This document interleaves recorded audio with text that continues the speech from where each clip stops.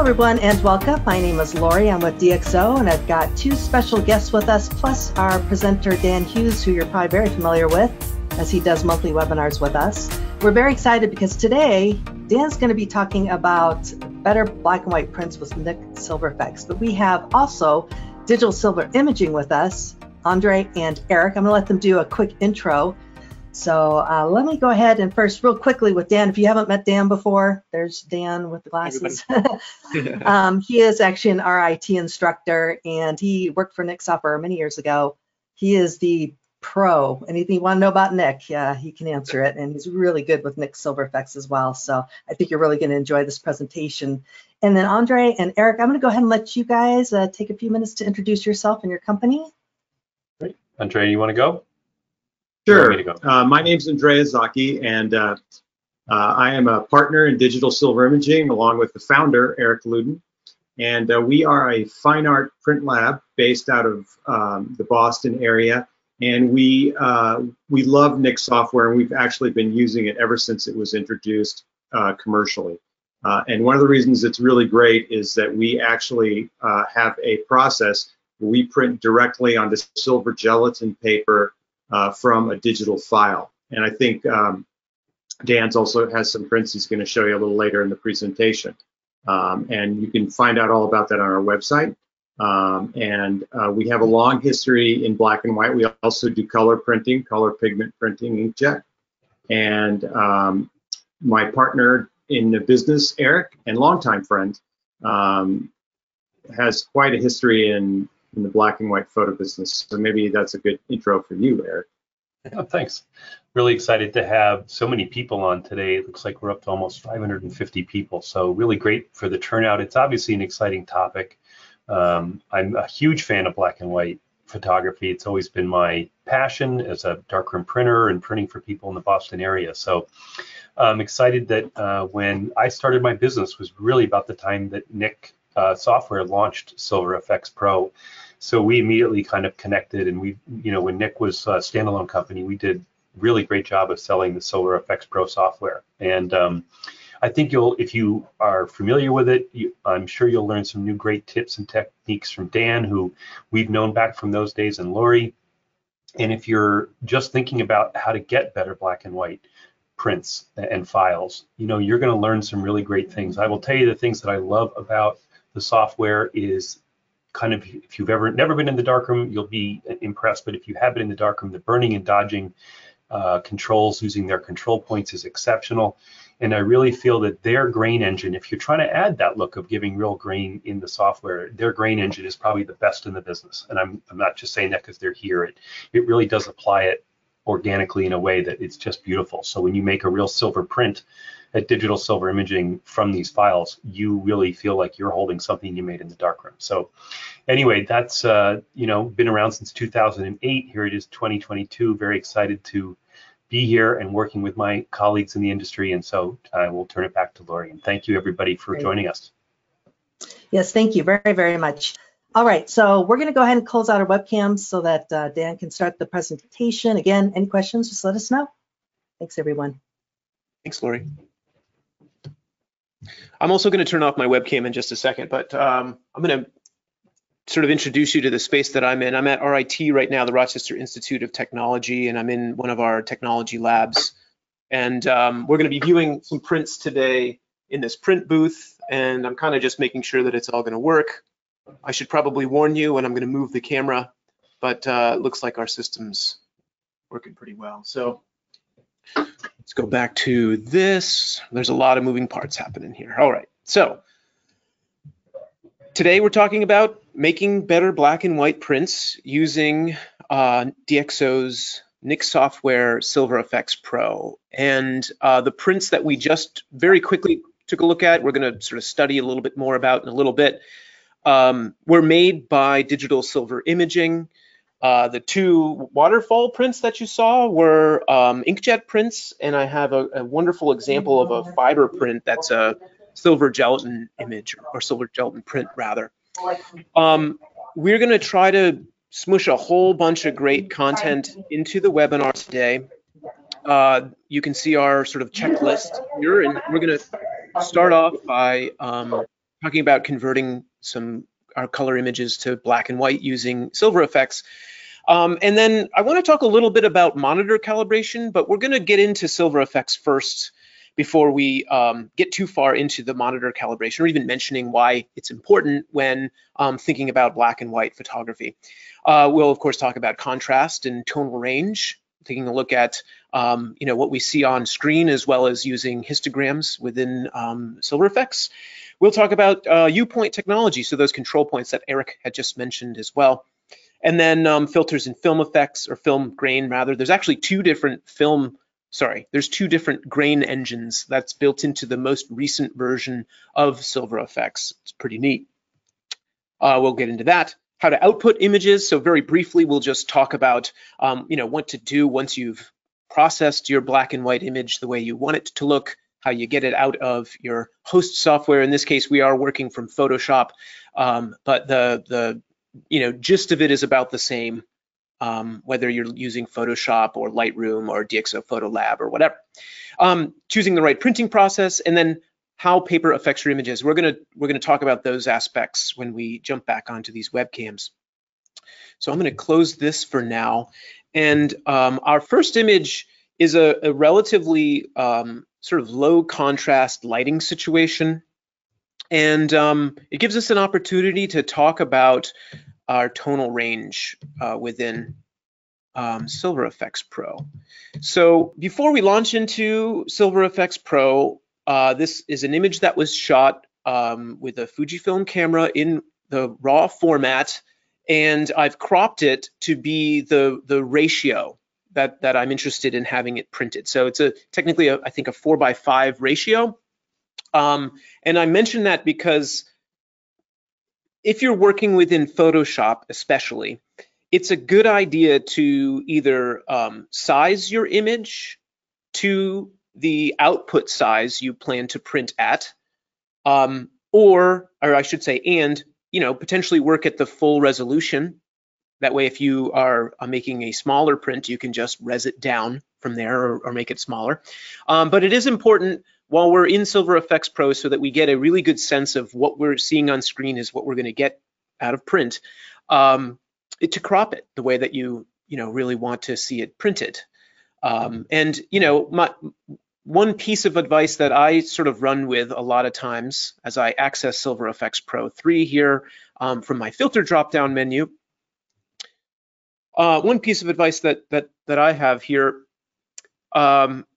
is I like to work in the sort of standard ratios for print, and that's just because oftentimes I'm going to want to finish my print with a frame, a matte and a frame, and I've found it to be a little more convenient to do that if I'm working with a standard ratio. That would be a 2:3 ratio, like an image that might come straight out of a 35mm DSLR or mirrorless camera, or a 4:5, or so on and so forth. The sort of standard ratios that you see. That is not a problem when you're making the print at all. And I would say if you want a creative crop, definitely do that. I just tend to lean on the sort of traditional crops myself. So that's sort of personal. All right, so we've got our first image. And for anyone who's not familiar with Silver Efex Pro, I'm just going to give a really quick once-over of the interface. On the left side, you have your preset module, as well as a history browser. So if you follow my cursor into the lower left corner here, you've got your history browser, which we'll hit upon later on today, and then all of the presets that are built into the software. I am going to start with one of these presets on all three of the images that we're going to be dealing with today, because they're a great way to sort of jump off, just to start out and to even see the potential of what your image might look like. So I'm going to click into the En Vogue presets. This is a series of 16 presets built into the software that have some really interesting looks to them. And actually, I'm going to go click on the Dark Glow preset, which is number 38. It's the one that's right here in the upper left corner. This is, of course, built into Silver Efex Pro 3, just so you know. This is not a custom preset necessarily, it's just one that's built into the software. Now, when you click on a preset, you're gonna get this little warning that says, okay, well, you've just clicked on a preset. Anything you've already done to your image is going to kind of be reset, and our adjustment sliders that you see on the right side are going to be aligned with whatever preset you click on. So it just is letting you know that. I'm going to click the yes button. I tend to leave these, prompts up for these webinars. Once you know what these different prompts are telling you, you can actually click that don't show again, and it won't show up anymore for you. But I'm going to click yes, and you're going to see the image transform. And as we do that, you're going to see a couple things happen. First of all, we've got the dark glow preset applied. And then second of all, you just saw our histogram sort of shift and change a little bit. Now, I'm a nerd for these histograms, and I'm a nerd for the zone mapping system, which is something that we're going to talk about right now.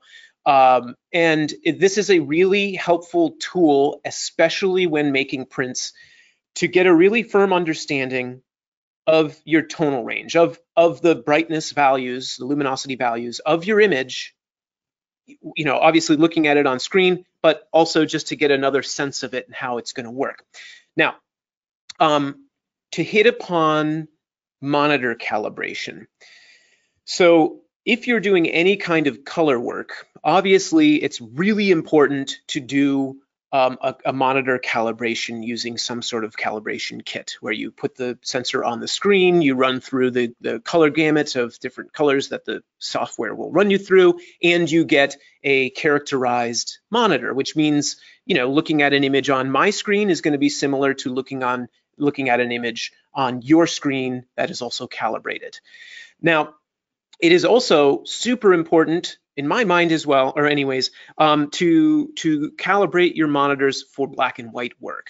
Now, it's multifaceted here. First of all, if you're going to do any kind of color toning to your black and white work, it's important to kind of understand, how that's going to work and how it looks like on your screen.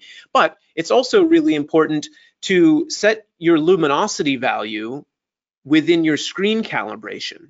And if you do this using the suggested brightness level, which at least for the most part is about 120 candelas per meter squared, right? So going too far down that line probably, but having your screen calibrated to the right brightness level basically allows you to see what you're seeing on screen and basically expect that out of your print for the most part, right? And so that's where this becomes really important. If you're working with a calibrated screen, what you see on screen should be about what you get, or very much so what you get in print. Now, going a little bit further, follow my cursor into the lower left corner of the history browser. We're going to click on the word history in the lower left. We haven't done much so far, but this history browser is basically recording all of the different things that we do to our image as we do them. So if I went over into the dynamic brightness slider and adjusted that up a little bit or down, you're going to see those adjustments show up in the history browser. I bring that up because I want to talk a little bit more about the histogram on the right side of the screen here. In fact, I'm going to click on our different tools over here on the right side to just close them up. And we're going to move over to the left-hand side here, and we're just going to click between the neutral, so the original black and white conversion, and then our dark glow preset that we've clicked on. And I'm doing that because I want to look at my histogram as this happens. So on the original neutral, you can see in the histogram we have this kind of bell curve, and everything is basically right in the middle of the histogram. Almost everything in the image lies on about a 4 or a 3 in the zone mapping system here. And if we were to send this to print right now, this is basically what we're going to get, which can be really fantastic. If you're interested in a nicely muted, maybe subdued kind of image, for that kind of aesthetic, what you see on screen is what you're going to get. Now, if I click on my dark glow preset rather, you can see a few things happening. The image is shifting and changing based upon that preset. And then also our histogram has now shifted and changed. I love this preset because what it does most of the time is it gives us these really, really nice quarter tones, these dark tones that fall sort of to the left side of the histogram. And this oftentimes yields this really beautiful dark shadow tones with detail in print. So just by clicking on that preset, if we go back to our zone mapping system, and we start scrolling over the different numbers that we see here, which I'll explain a little bit more in just a second, what you'll see is we have a more full tonal range, which means our dark tones are darker and our brighter tones are brighter for the most part. Although it doesn't look like we have anything in zone 7, right? So let's talk about this. First, zone 0 and zone 10. These are the sort of high contrast range zones within the zone mapping system.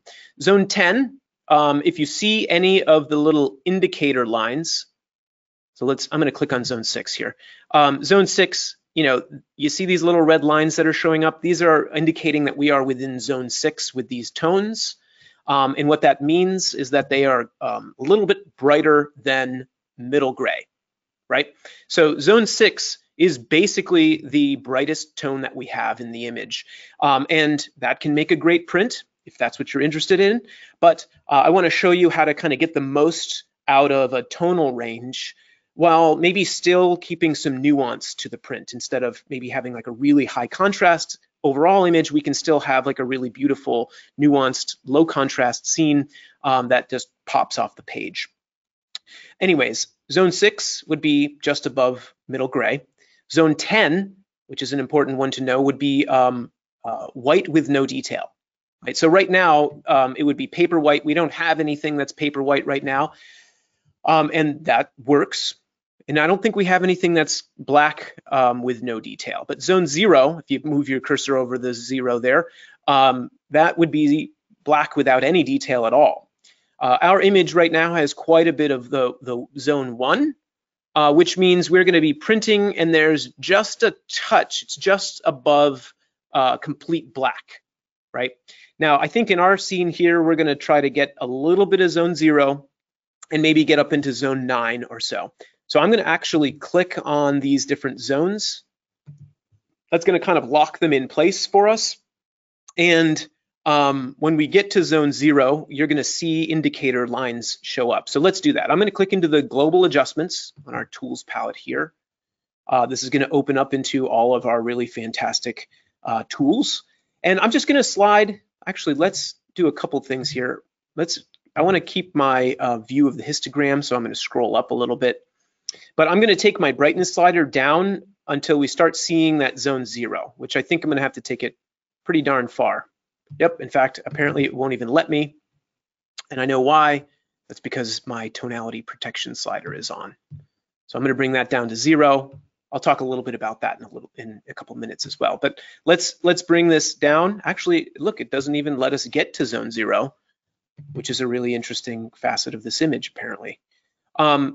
I wonder if I add a control point, if I can get us down into zone 0. These control points, which we'll go in depth into in a couple minutes, allow us to selectively dodge and burn. We're apparently not going to be able to get any zone 0, unless maybe that was from my dynamic brightness. Okay, we've got to keep moving. So let's take our dynamic brightness down just a little bit. We're going to keep an eye on zone 1 instead of zone 0, and then this is going to give us some nice dark tones overall. I mean, already just by clicking on our preset, we've got a really nice sort of tonal range overall. But we don't have anything that's white or has a very bright value. So we just use the brightness adjustment. I'm going to move into my highlight slider, and the highlight slider is going to enable us to brighten up our brighter values in the image. Zone 9, zone 0. I've turned off our zone mapping here. There's the before. There's the after. I'm happy with that result so far, but now I've got maybe too high a contrast range. So what we're going to do here is just slightly brighten the whole image, watching that histogram as we do this. And then we're just going to scroll down to the bottom, and I want to add a little bit of a vignette on this image because in this case, what I'm aiming to do is get a nice overall contrast range out of our relatively low contrast range original image. So moving into the finishing adjustments, I'm going to add some lens fall off. So mind you, I've scrolled down to the lower right corner of the finishing adjustments. I'm going to use one of the presets to start with in the vignette tool here. But anytime you have a preset within the Nik collection, specifically here within Silver Efex Pro, you have the ability to fine tune and tweak the image or the adjustment that you just made. So I used lens fall off number 1, but I actually want to have a little bit darker of an edge. There we go.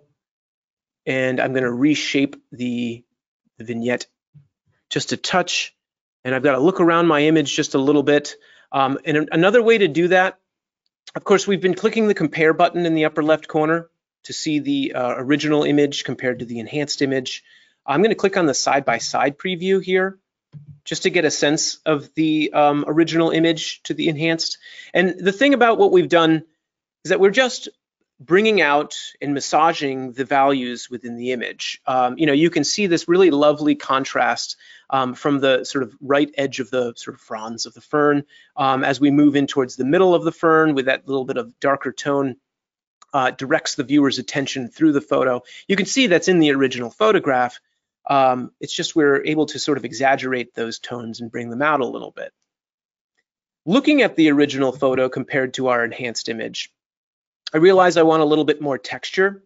So I'm going to move into the clear view tool that's on the right side, and we're just going to increase a little bit of the intensity here. And let's take a look at what happens. If we bring this all the way up to 100, this clear view algorithm is a texture kind of adjustment, and it brings out a lot of those values. I think I've slid that slider too far, but just to see the before and after of our particular tool here, the clear view tool, I'll click on the little checkbox to the left of the label. There's the before, there's the after. I think I've pushed it a little bit too far, so I'm going to bring that down to about 40 or 50% in this case. And voila, now we've got this really nice tonal range throughout the image with a little bit of a vignette. Now, if we go back to our histogram here, and we decide that we actually want to get some of the darker and brighter values overall, the sort of last step in this case to kind of really massage those tones is to go into the levels and curve adjustment. And the levels and curve adjustment can be found within film types. Now I've turned on zone 9, I believe, and zone 0. I'm just going to scroll up to make sure. Zone 0. Oh, I've turned on zone 10. Let's also turn on zone 9. And the reason I want to do this is because I want to kind of push the range of tones overall to those values. So when we make our print, we can kind of take advantage of the full tonal range. Now, if I take my slider too far, I'm going to start to encroach into those details. In fact, you see, as we've started to use this levels adjustment here, and I've slid the adjust highlights slider really far to the left, my zone 9 and zone 10 indicators have turned on, and I have a feeling that those are now white without detail. So I pushed that much too far. So what I want to do is just start dialing that back until I've got just a touch of that zone 9 showing. Right, and so now this is really subtle to see. I'm going to zoom in a little bit so you can kind of get a sense of where those zones are showing up. But there's just a touch of them in these values right in here. If I go a little bit further, that'll become a little bit more obvious. You can just barely see those little zone mappings show up. And the reason why I want just a little bit of that into zone 9 at least, again, is to sort of take advantage of the full range that we can get from our printing techniques. So we've got our highlights where we want them to be. If we wanted our shadows to sort of block up or to get some of the tones down into that zone 0, let's go to zone 1. We've got a little bit of zone 1. If we wanted to push that a little bit further, we can keep pressing those shadows down. I don't want to take it too far because, of course, I want there to be nice values overall within the shadows. And I think I've actually got more than I even want. So we will go into, so I've got more in zone 0 than I'm even interested in. So what we're going to do is go into our tonality protection sliders. And I'm just going to take my shadow slider up a little bit. Now, what these are doing is sort of in my mind, a sort of last ditch or a last small little adjustment here to tone map the image, that is, brighten up the shadows with just a whole bunch of control to get the tonal range exactly where we want it to be. So if I take this shadow slider to the right, it's going to brighten up our shadows. I want to do that just a little bit, maybe to 27% or so. Highlights are going to do the same thing. If I take my highlight slider to the right, what it's doing is it's taking the brightest values in the image and it's starting to darken them down just a little bit, so that you can kind of, again, massage those tones to get exactly what you want. Now, for the sake of time, I'm going to go ahead and click the apply button. I'm realizing that I spent quite a bit of time on this first image here, and we've got a couple more photos to show you, and I want to talk to you about selective dodging and burning using control points a little bit more. We've got our original image and we've got our enhanced image here ready for print, right? And in fact, if we wanted to save this photograph out, I would do this two ways personally. I would save this image as a layered PSD or TIFF file for my own keeping. And then if I'm ready to send this image off to print, if this is the exact size that we're going to make, which by the way, I'm in Photoshop, I just hit Option Command I, which brings up the image size dialog, so that we could size the image properly. It would be a good idea though, especially if you're going to use the grain tool within Silver Efex Pro, to actually size the image to the output size first. That is, before you launch into Silver Efex, size it first, so that when you adjust your grain, again, what you see on screen is what you're going to get. That's usually the sort of best approach there. So I would save this with layers for my own personal keeping, and then when we're ready to send the image off to our print bureau, to DSI, we've got two options. We're gonna save it as a JPEG for certain kinds of printing, and I'll let Andre talk about that in a little bit, or a flattened TIFF file. So I'm going to flatten my image so that I've just got my background layer there, and then I'm going to go up to the File drop-down menu and Save As, and then save as a TIFF file so that we can print that image with the highest range of tones that we just massaged the heck out of over the past 20-something minutes. All right, so let's move into our next photograph. We've got more tools to show you. I've got more presets to click on and so on. So I'm going to go up to the filter drop-down menu, down to the Nik collection, and then click on Silver Efex Pro 3. And here's an image from a wedding. These are my friends Val and Shima. And this image is not a technically perfect image, but it's a photograph that I love. It's this nice quiet moment, but Mike is actually not tack sharp for whatever reason. Maybe the focus was off with the super short depth of field, or maybe he moved a little bit and it was a relatively long exposure. But long story short, I love the image, but I need to do a little bit to sort of direct your eye as the viewer, and or if I'm going to present them with a print, I'm going to need to kind of, gussy this up a little bit, bring out some of the tones where we want to attract the viewer's attention, and then distract them maybe from some of the areas that aren't so important. So first things first, I'm going to go into our presets. I love the More Silver preset on this particular image. It gives us this nice sort of overall range of tones without pushing the image too awful far. I think it's a great starting point. Now, I want to hide those presets on the left side. I think I did that earlier, but I didn't tell you what I was doing. There's a little triangle on the left side of the interface here, and when we click on it, the presets are going to disappear for us. Now, to start out with, we've got our preset. We're going to move into our selective adjustments because I think our global adjustments overall look pretty darn good. Now, in terms of a workflow, and I think I'm kind of hitting upon a whole lot of things really quickly, but in terms of workflow, it's a good idea to do the higher or the more transformational things to the whole image first, and then move into the more precise or selective kinds of adjustments after that. So the preset's kind of done the bulk of the work for us, but now I want to direct your attention and the viewer's attention through the image a little bit.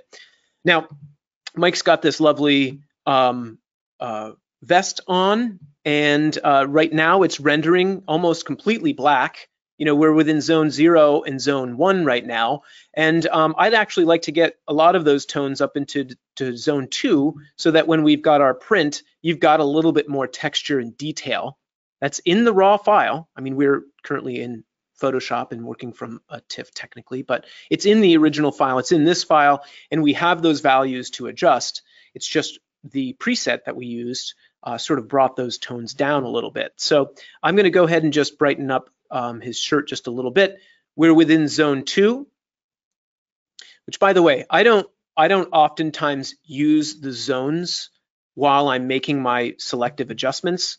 I just have that on so that you can see as we brightened up those values, we're now getting his shirt, or I'm sorry, his vest into and about zone 2. I'm actually going to bring that up just a touch more, and then I'm going to add a little bit of contrast and maybe a little bit of structure. Now, what we've done here, we clicked the Add Control Point button.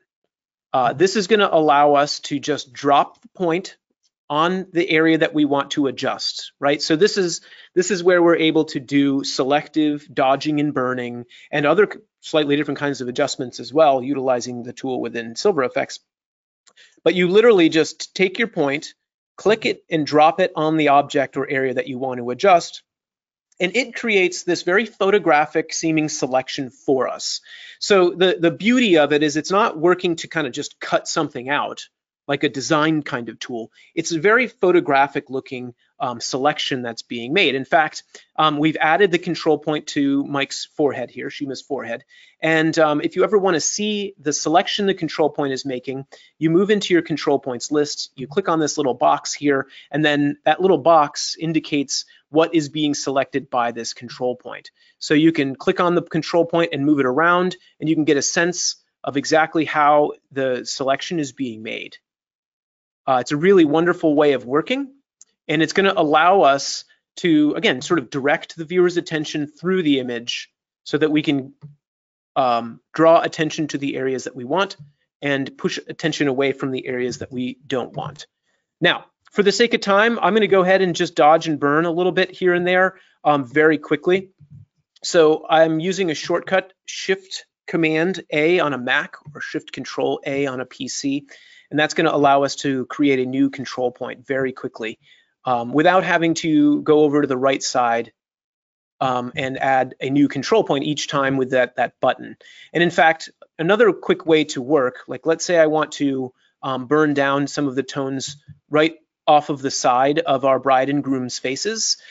I'll take a control point, bring the brightness down a little bit, which, by the way, we haven't even hit upon most of the different kinds of tools that you have for these control points. But in this case, we just need to darken down those tones a little bit right next to Mike's head. And then I'm going to make a duplicate of this control point, place it right next to Val's head. And now what we've got is a little bit more separation between the subjects and the background, right? And so what this means is that I can make a little bit more of a subtle adjustment to brighten Mike's forehead with this beautiful wrapping light around him, and then a subtle adjustment to darken the tones behind or in front of his head. And in this way, we're able to control the values within the image very quickly and very, very easily to distract away from areas where we don't want the viewer's attention so much, and to attract the viewer's attention towards the areas where we do want the viewer to be looking. So let's see here. We could spend another 10 or 15 minutes really going through and brightening up and darkening down the different facets of the image to, again, sort of bring the viewer's attention through the photo. I'm going to just add a couple control points. Overall, we'll take a look at the before and after. And then I want to show you the grain engines that are built into Silver Efex. So first things first, I like where we've landed here. Actually, I'm going to put one more control point on his hand here and just darken those values. His hand is posed pretty nicely, but it's a little bit bright. So I'm just going to bring that down just a touch, right? If I take it too far, his hand's just going to go black into that background, into his thigh there, and we don't want that necessarily because it does break up the space nicely. But we just want to, make subtle adjustments here and there. And then when we look at our before and after, we've got our original image, which is a nice photograph overall, but a little bit flat, we're not exactly sure where to be looking through the image. And what we've done here by brightening up and adding some contrast on Val's face and Mike's face, darkening down the background a little bit, and then adding a little bit of contrast into their hands, is we've created this nice kind of triangle that the viewer's attention can kind of bounce between. So working in a relatively subtle way, but a way that still yields quite a lot of impact overall. All right, back over to the right-hand side. A couple more tools that I want to show you. So there's a film grain option that sits outside of everything else. So you see here where it says film grain, and this is a nice addition into Silver Efex Pro 3. The film grain option here that's brand new within Silver Efex Pro 3 is actually part of the DxO film pack film grain emulator, or the tool that is built into DxO's specific film emulation tool. And you've got all of these lovely actual film grain emulations, where if you have a particular film type that you really like, or used to like, or maybe you just sort of rummage through these, you can click on them, and then now what we have here is the Ilford Delta 400 film grain, which is specific to that kind of film. So if I click on the Kodak T-Max 3200, that is a different format of grain. It's a T grain. That's just basically a different kind of grain. It's going to look different than, let's say, those Ilford kinds of grain. Now I've zoomed into 1:1, and we're zoomed way into their shoulders here, and I'm doing that just so that you can get a sense of these different kinds of film grains. And one of the things that can be really useful is adding film grain. Whether your image is a very low ISO and has very little digital noise in it, or it's a high ISO image and it has a lot of digital noise to it, these kinds of grain can be a nice addition to add just this added texture over the photo. Especially when printing the image, it adds like this extra layer of depth to the photograph. And this film grain, again, this one specifically emulating the Kodak T-Max 3200, you can affect it by increasing its intensity, and then you can also adjust the film grain size, right? So this is a really nice way of working. And the beauty of this particular tool is it emulates that particular film grain. Now, there are two film grain generators built into Silver Efex. I'm going to turn this one off for just a second. We're going to move into our film types, and I just want to show you the other grain tool that we have here, which is built, where is it? Right here, original grain. So they're named something slightly different. This is original grain, of course, and then this is the film grain, which was added to Silver Efex Pro 3. And the original grain, if we go and I turn my grain per pixel up, this is working in a way that's really quite beautiful as well, and allows you to get a different amount of grain depending upon your different contrast ranges. So a similar effect is going to be had by the film grain option here, but within the original grain, as I turn my grain per pixel slider further to the left, one of the things that you'll notice is that these highlights have a lot less grain in them compared to the midtones, compared to the shadows. And so I bring this up as I zoom out for just a second. Oh, and I realize I unplugged that keyboard there. I've got too much grain on here now in my mind, although that could create a really interesting look overall. Grain that I'm adding in here is gonna, again, just sort of add this extra layer to our final print. And if one is attempting to emulate, making a photograph using film and then wanting to create an image that's printed with a silver gelatin print, this is a really beautiful way of doing that because they coalesce really nicely together. Let's take one last look at the before and after. Here's the original image, and then here's our enhanced image using our control points and our grain engine to kind of, again, sort of save an image that it has a beautiful light to it, but is technically a little bit soft and maybe needs a little bit more love than a lot of the other images, maybe from the same series of photographs. So I like showing images like this or examples like this because, I don't know about you, but not every picture I make is perfect.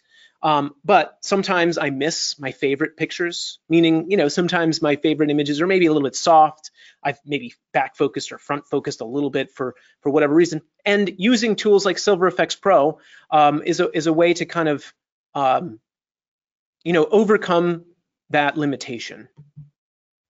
Now, here's our last image that we're going to talk about. And in fact, I'm going to go back over into our GoToWebinar control panel here. I'm going to turn my webcam on for just a second, and then I'm going to switch my cameras over, and I'm going to bring my microphone with me so that you don't have to adjust your audio all that much. And I want to show you some of those little differences. So we're looking at these prints in a print viewing booth right now. And one of the things that you're seeing, the image, at least showing up on my screen on the left side, has a little bit of a lower, which maybe it's reversed, but the image on the left there has a little bit of a lower contrast range right now. And unfortunately, you're not going to see the nuance of these slightly different things, but this image here is made on a metallic paper. This is an inkjet print made on a metallic paper. It's the same exact file from this print, but you can start to see sort of the importance or the difference between the different paper substrates. So the image right here has a slightly different tone to the base. It's more of a silver base. And I mean silver as in sort of the tone of it. It is less white and more silver.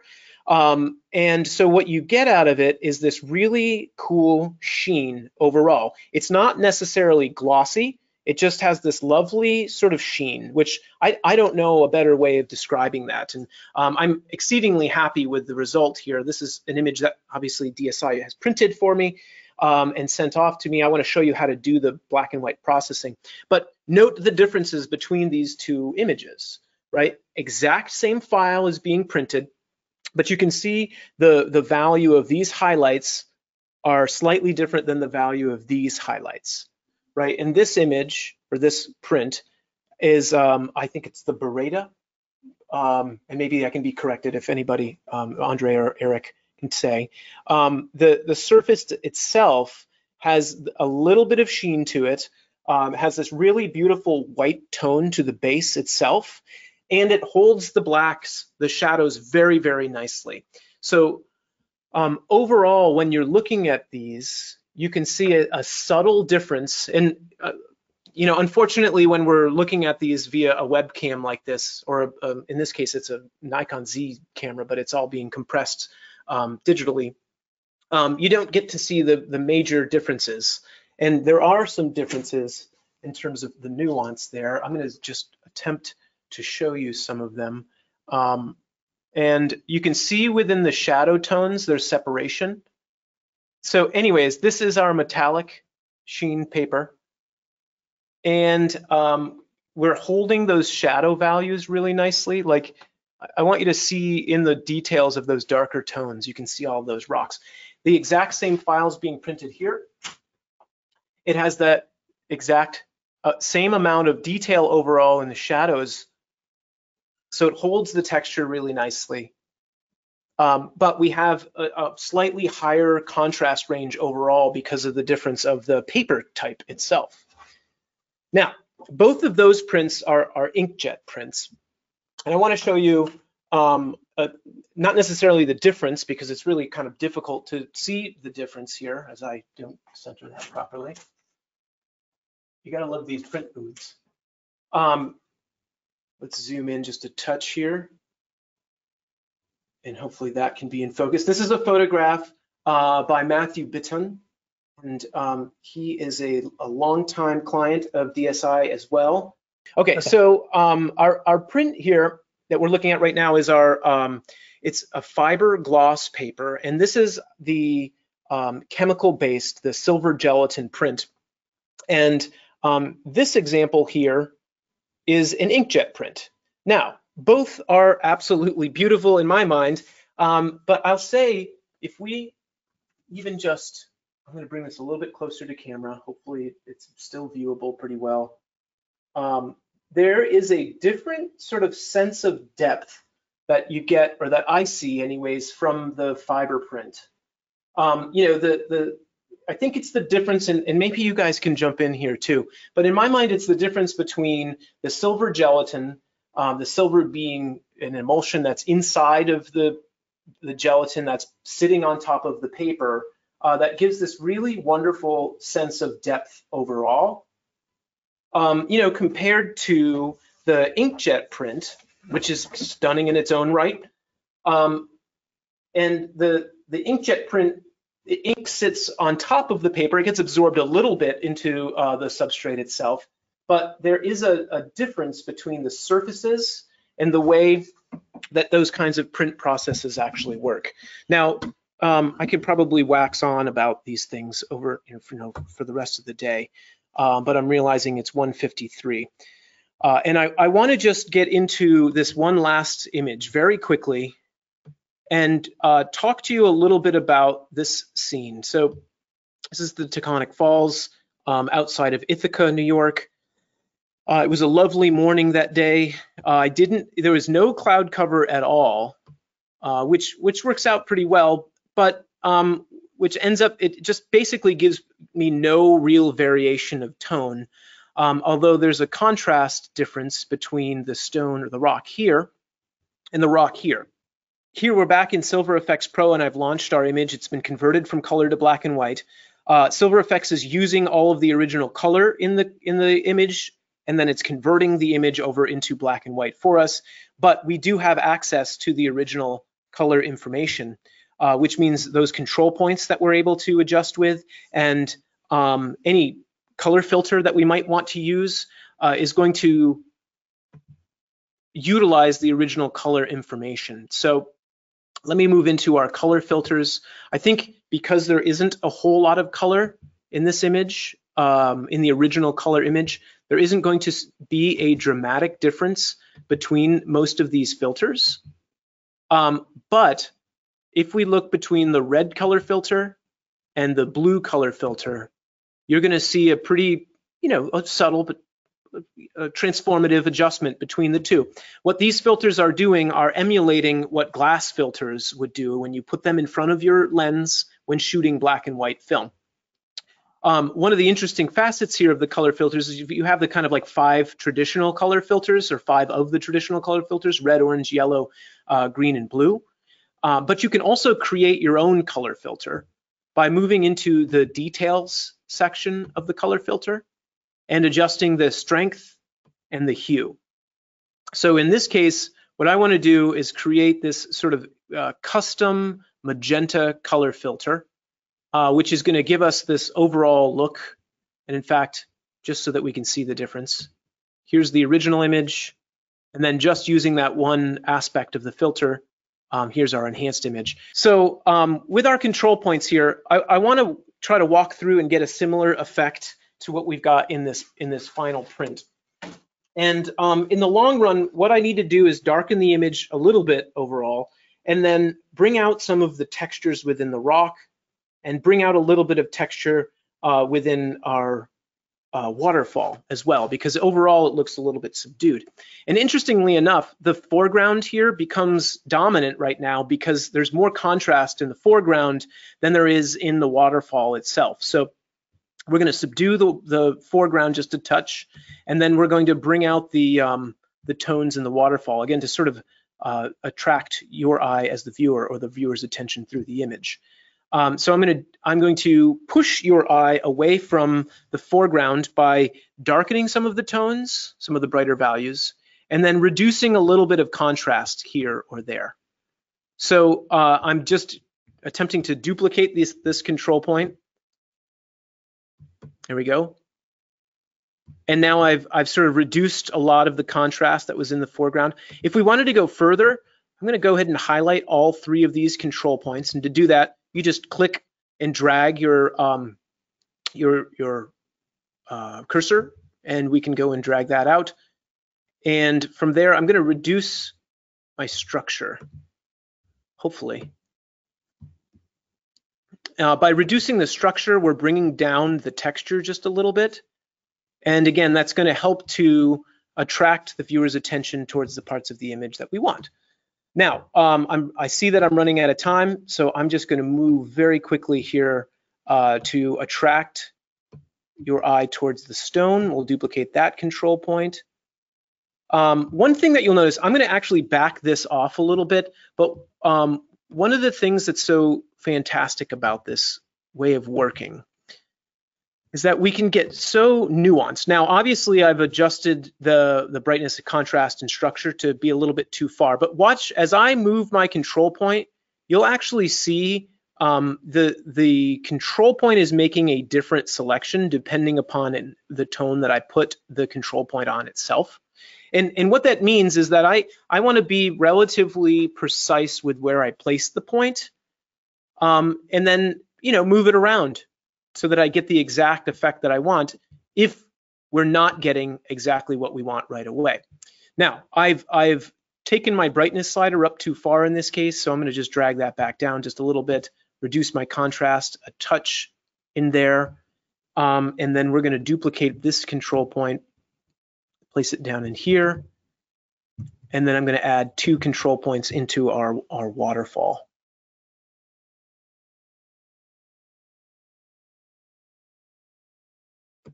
There we go. Cool. Let's bring these values out a little bit. And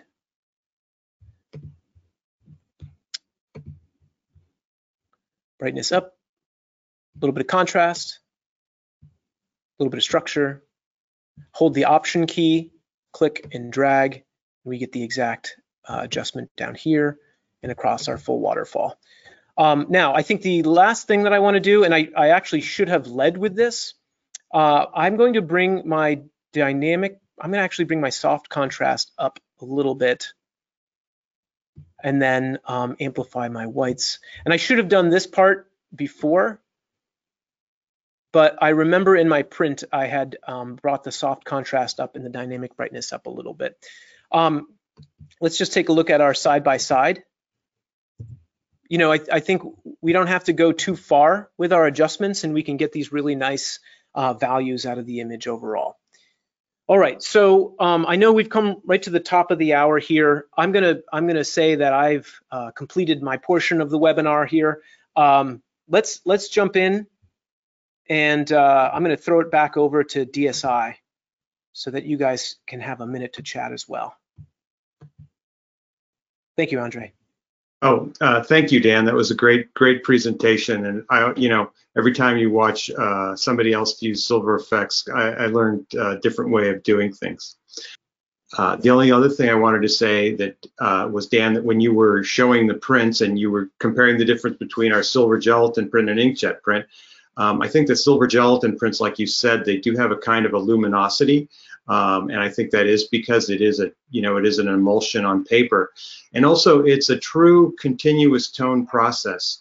So unlike with an inkjet print, a pigment print, you're trying to get that tonality with dots of ink, whereas with a silver gelatin print, it is a continuous tone. So there's an infinite amounts of shades of gray. Great, sounds fantastic. Okay.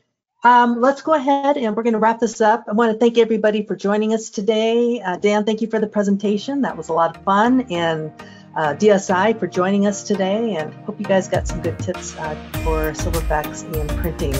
Thank you, Lori. Okay. All right, everybody. Take care. Thanks so much. Bye-bye. Thanks, everyone. Bye.